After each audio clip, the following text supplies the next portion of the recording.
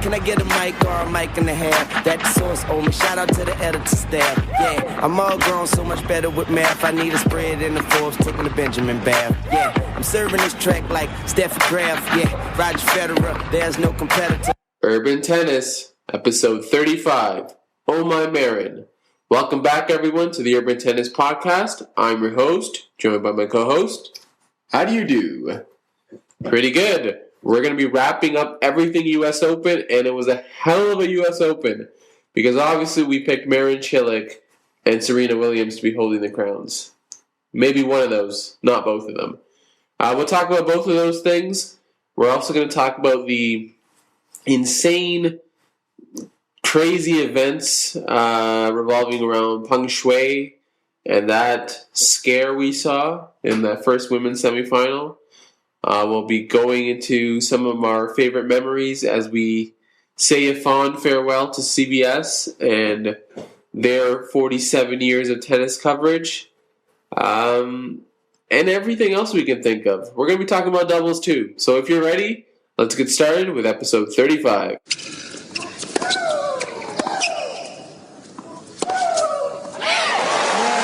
Marin Cilic shocked everyone en route to his first Grand Slam title over fellow first-time finalist Nishikori.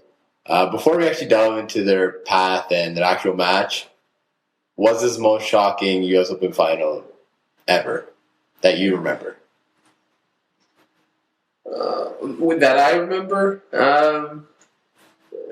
I guess, just because of the fact that these players, have not reached this level before and are not kind of household names yet. Like, obviously, Nishikori is a big name in Japan. Everybody knows the talent Marin Cilic has, but also the troubles he's had.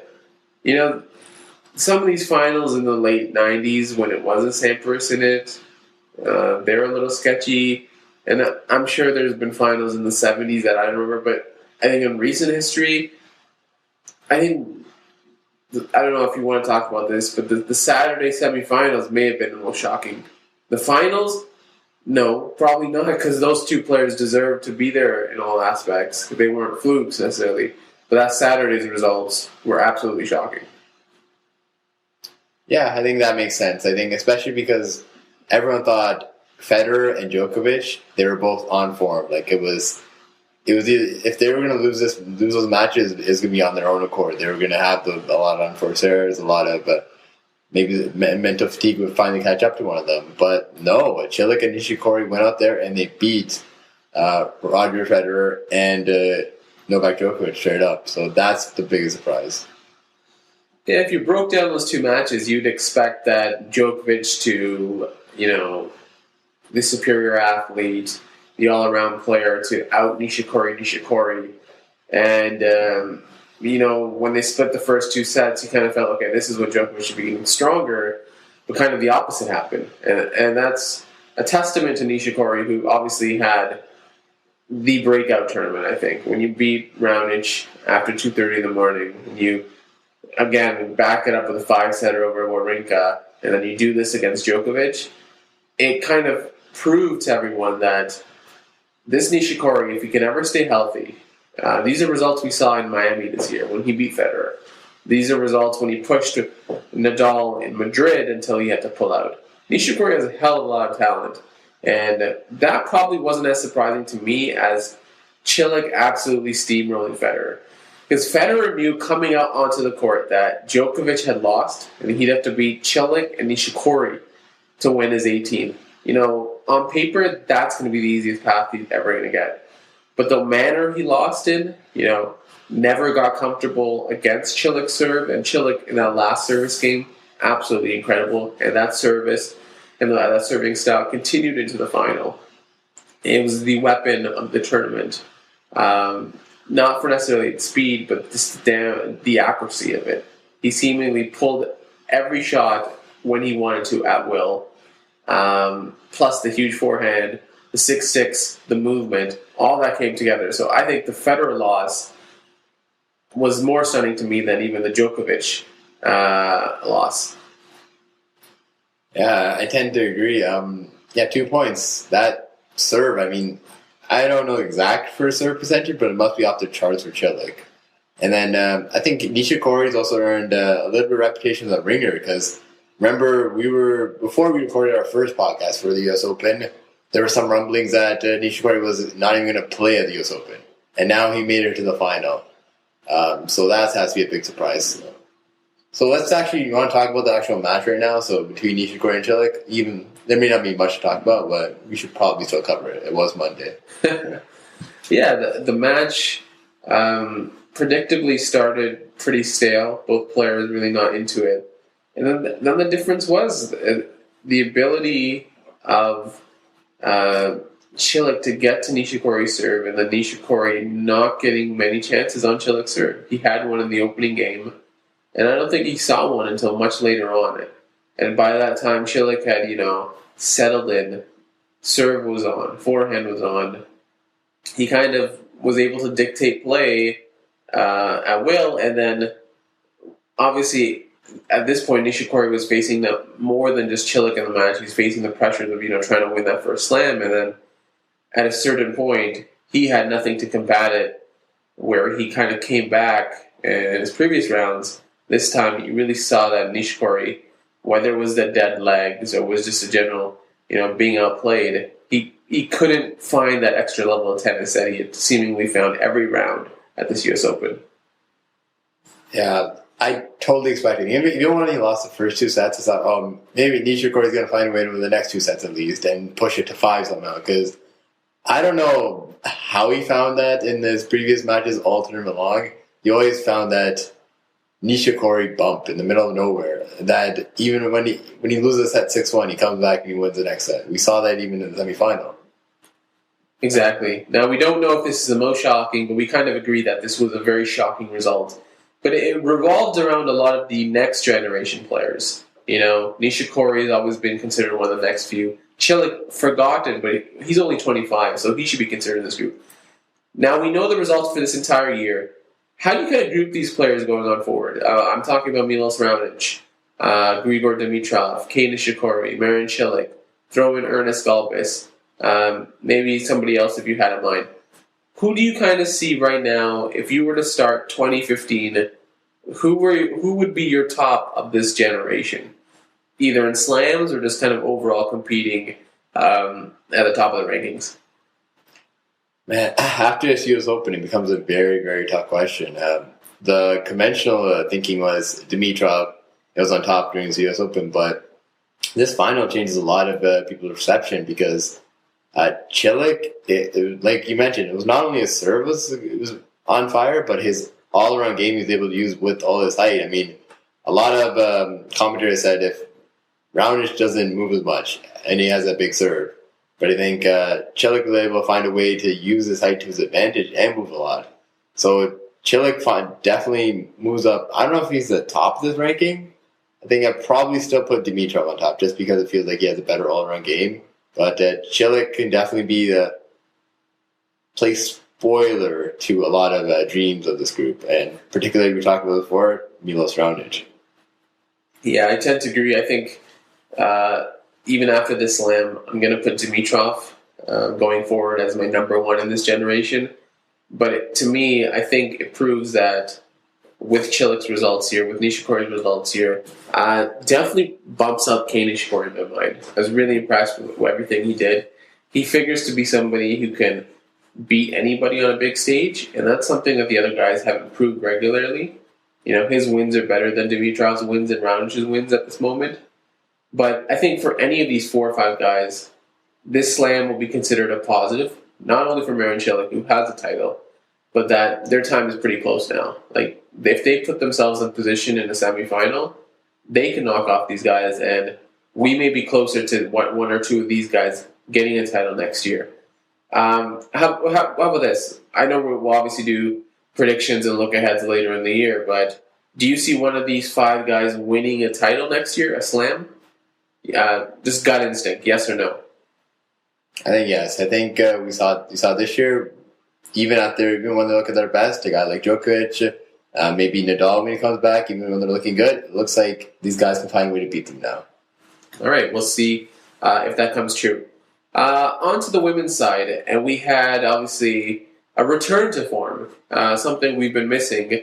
Serena Williams finally breaks her slump, if you call it a slump, 1 year, winning her 6th United States Open, and obviously more talked about tying Martina Navratilova and Chris Evert with her 18th Grand Slam. We'll talk about Serena, maybe how she played, but let's talk about these historical ramifications.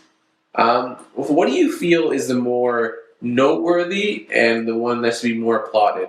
The fact that she has now tied the U.S. Open mark with 6 titles, a record she shares with Chris Evert, or kind of joining Martina and Chrissy Everett with 18 slams?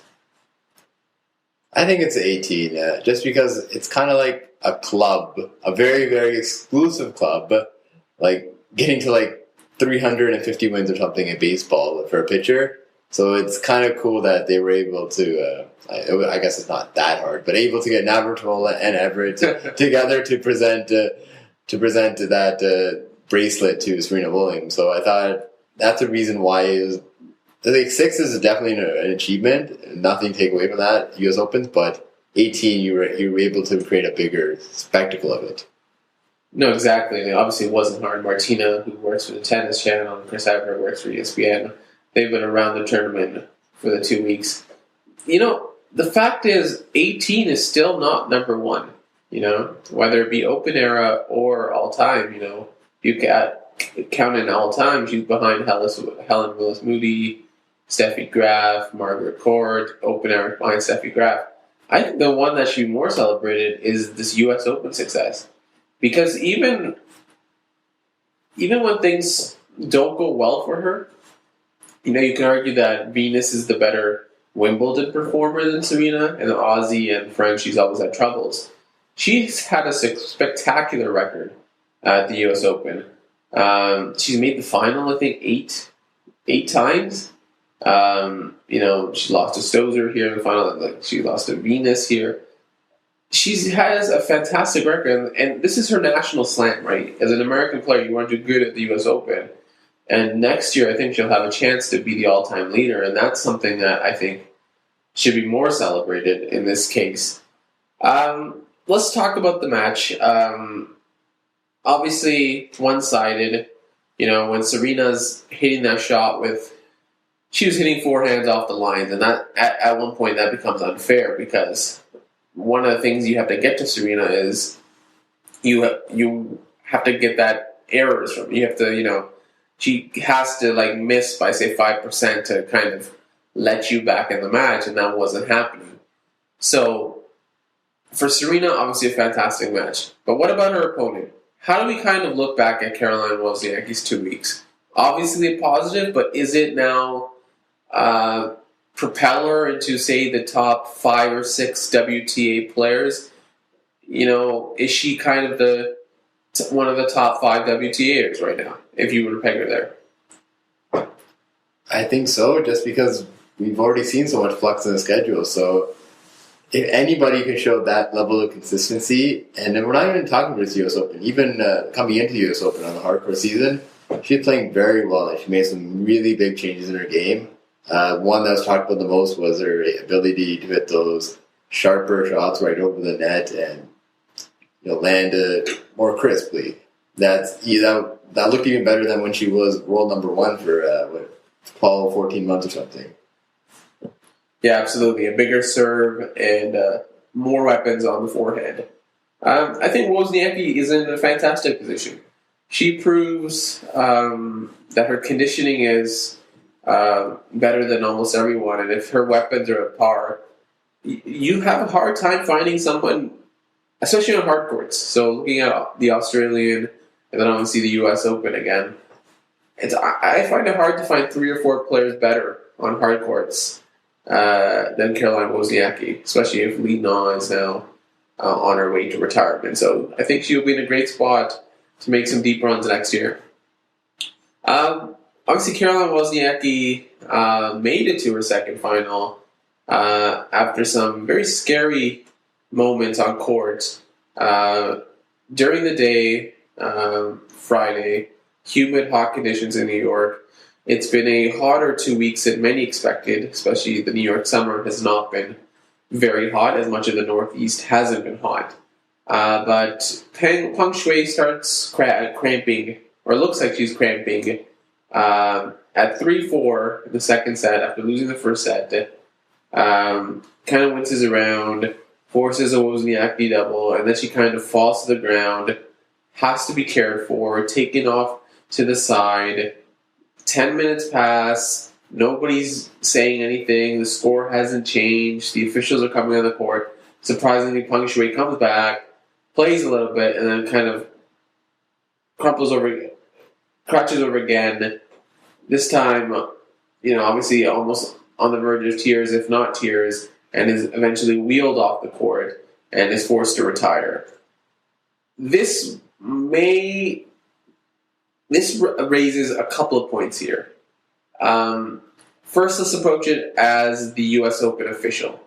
You see a player in obvious distress. Should the U.S. Open have prevented or stopped her from even coming back the second time, in your opinion? I think so. I think it's tough because there's not many regulations for a sport like tennis, of course. It's not like a combat sport where you're going to have doctors and athletic commissions right there to stop a player from re-entering the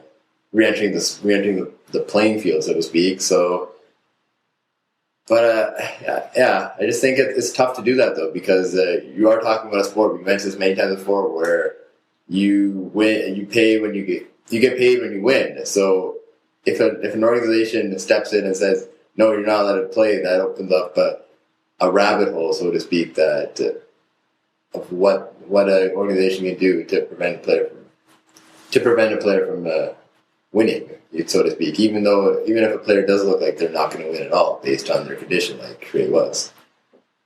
Yeah, and I think this not knowing, or if they're in the right at all, kind of baffled a lot of people. We were listening to Mary Carrillo and John McEnroe on the CBS broadcast. They had no idea what was the right protocol. And it kind of gets into a gray area where these players, obviously, they're playing for themselves, right? There's no overhead or governing body or team that kind of can prevent them from doing anything. So it kind of confused everyone. Like, we are 10 minutes in, and we had to have a decision when the rules supposedly are that you get a 3-minute evaluation, but a player can't be treated. How can Peng Shuai be off the court for 10 minutes and nothing's happening? So I think the U.S. Open did well in the fact that Peng Shuai seems to be getting healthy, or was healthy after the match, but they need to clarify. Either the ITF needs to clarify, or they need to clarify what is the exact protocol, because there should never be, especially at this big stage of match, this uncertainty on what the hell is happening right now, because everything should be kind of coordinated in the fact that, okay, 3 minutes you get this, now you get 5 minutes of that. It feels like there was little to no communication, either to Caroline, for the commentators to provide any information. And that kind of was troubling. Let's talk about the bigger thing here. Cramping is a part of tennis. We see it all the time. You're playing in hot, humid conditions, fluids. You're not hydrated enough. You cramp. Right now, doesn't seem to be a point penalty or anything penalty for the healthier player. Who kind of, they have control of their body. They're not cramping. They become bystanders. They're just looking, waiting for the match to resume. Should there be some sort of bonus or penalty for not cramping? Because hey, the match goes on, but nothing happens after 5-6 minutes. It can't be beneficial for even the healthy player. I think at least a point penalty is probably the best compromise. You don't want to have them can't really go too much further than that, but a point at least says, okay, we took this break, it disrupted the match, and the point should be awarded to the player that it probably affected the most, which is the player who had that break and had to go through that break and play without anyone who didn't need it, of course. So I guess But then again, it goes back to the thing, there's no clear rules on this right now. So I don't know how they're going to bring this up for whatever body does, ITF, USTA, whatever. Yeah, I think so. There's no clear rules, but it just makes common sense, I think. If you're trying to enforce the time between serves, you have to kind of penalize a player for, even if they're, showing some health issues, as long as they're not in mortal, danger, they should be penalized, I feel. You should be rewarded if you're not cramping, even if it's, very callous seeming that, hey, we're penalizing the person who's down. I think you have to do that. Okay. Moving on to our media technology segment today. CBS, obviously, we talked about it last week with the end of their Labor Day coverage. This weekend was their final week of coverage, period. And they spent a heavy amount of time. I don't know if it was congratulating themselves, but obviously reflecting on many of the moments. And one of their favorite things were vignettes. Who could beat a vignette? The 2-3 minute segment, looking back at some significant moments. The some that come to mind, they had one about the first year of the Open, the summer of '68, very tumultuous time in the U.S. They had one about, the fact of all these great moments and saying goodbye, one for the announcers, one for Dick Enberg. Any memories, vignettes that kind of stand out from the CBS final weekend? I think it's the one that talks about the summer of '68. That CBS was there to cover the first United States Open, the first one that was open to professionals and amateurs at the same time. So it kind of plays hand in hand that putting the sport on television, a Grand Slam like the U.S. Open, went with the big changes and growth in the sport that we see right now. Yeah, no, absolutely. And I liked how they were kind of poke fun at themselves near the end of their broadcast by once again showing the Kirkstein Connors 91 U.S. Open. It's obviously the most famous match to show in a rain delay, so that was good humor from CBS. I like the vignette farewell they did after the women's final, where they had the U.S. Open champions who were obviously on site. Obviously, most of them worked on TV, so you didn't get everyone, but each of them kind of giving their farewell, and then having the broadcasters through the years, Pat Summerall to Dick Enberg to Bill McAtee, kind of giving their farewell sign-off. I think that was a nice touch. In one way, it kind of seemed like the U.S. Open was dying. I don't know if you got that indication. Finally, they kind of started congratulating ESPN who were taking over, but it kind of almost seemed like this institution of tennis was dying, and that, for somebody podcasting about it, that kind of seemed very, hey, oh my God, it's gone. Oh yeah, but at the same time, it is a little melancholy. You get a little bit of melancholy because this is all you've known, U.S. Open on CBS. So, yeah. I mean, yes, of course, it's been shared with other networks for a long time now, USA, ESPN now, but the U.S. Open has always been on CBS. So but I think it was good to bring in the end that good luck to our colleagues at ESPN. So I think it showed that yes, CBS will not be showing tennis anymore, but it's not a deal that was done in bad faith like we see in other television deals. Right. Definitely a sad weekend for CBS and for tennis fans who've grown up on CBS showing the U.S. Open, but we look forward to ESPN, who do a good job, who have the chance to show a lot of courts and from first ball to last ball, like to do at the Australian Open and at Wimbledon. Okay, we're nearing the end of episode 35, but like always, we like to end with certain games or challenges, and at the end of a slam, we like to look back with a game of volleys, so this or that, where we choose one or the other thing. So first, we had some great qualifier performances, but what was the better one? Alexander Krunic, who knocked off Petra Kvitova before losing to Azarenka, or the 32-year-old Mirana Lucic-Baroni, who made the 1999 Wimbledon semis as a teenager, but had to qualify this time and knocked off Simona Halep, the number 2 seed. Who's your favorite or better qualifier? I think I'm going to go Lucic Baroni partly because of her age, is staying that committed to the sport after that many years of, we assume, downs to get back to the qualifying stage, and the fact that she knocked out Halep, who's having a pretty dynamite year up until this point. So really fuming those flames. I'm going to go with Alexander Krunic because if you saw Alexander Krunic play, you saw when she celebrated points, it was wild. She was like full-on thrusting with everything she had, even in defeat when she stayed on court, because I think she may have not known what to do. And Azarenka led everybody through a really terrible rendition of Happy Birthday. She was the player to provide the giftable moments for the tennis community. So we will always be indebted to Alexander Krunic. Okay, the Bryan brothers. This is a doubles talk we're talking about.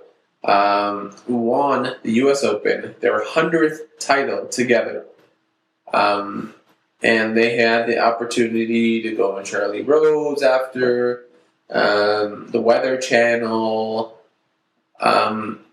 Did the media or the community of tennis, fans, whatever you like, provide enough respect for this historic achievement or not enough respect or attention for this historic achievement? I think it was enough because it's very rarely you hear about doubles tennis outside of the tennis community as it is. And like you mentioned, they went out on Charlie Rose, the Weather Channel, and various other outlets. So it is a big deal. Congratulations to the Bryan brothers, and I think they did get their due respect. Yeah, I agree. I think they got their due respect mainly because they did a lot of that work. They were ready with the signs, the ability to connect quickly, celebrating the 100. They were prepared. They knew 100 was coming, and they were prepared to get their attention. Okay, last volley. Obviously, if you were watching on CBS or if you were watching in Canada on one of the TSN feeds, you kind of got the same ads over and over. So what was the most annoying ad? Any of the Tina Fey Amex ads, which were strangely shot in black and white, or everyone's favorite Trivago guy, who's back again, looking disheveled as always? I'm going to go with Tina Fey, and it's only because I find the Trivago guy actually got an update this time. He has a new commercial, looking a little more supple, and probably even one more button down, but I'll just give the Trivago guy the edge for being less annoying because of that new commercial. Yeah, I'm going to go Trivago because he has no redeeming qualities in my mind. I thought it was just weird that Tina Fey's ads were all black and white. I don't know what the point was there. At some point she did get annoying, but hey, it's Tina Fey. She does funny things. Our social media highlight of the week comes from a former U.S. Open champion, Juan Martín Del Potro, who has known Marin Cilic for a long time, friendly with Kei Nishikori. He had a very celebratory tweet, and others picked upon how Cilic and Del Potro's celebrations were very similar. Both of them kind of made a snow angel on the ground and celebrated by picking up the trophies the same way. So Del Potro, spiritually, the successor or predecessor of Marin Cilic's victory. Thank you for listening. You can download the episode on SoundCloud. And if you search Urban Tennis Network, you can listen to previous episodes on YouTube. Type in Urban Tennis. And you can read articles and listen to podcasts on the YouTube page, on the WordPress page, at urbantennis.wordpress.com. That's all for the slams this year. We've had a lot of fun. We actually had a little tough time finding an outro song. But so forgive us, because this is episode 35. Oh my Marin. And see the sun rising from the river,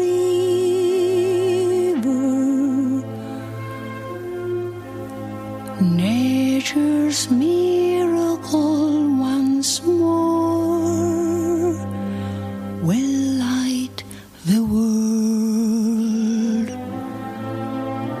But this light is not for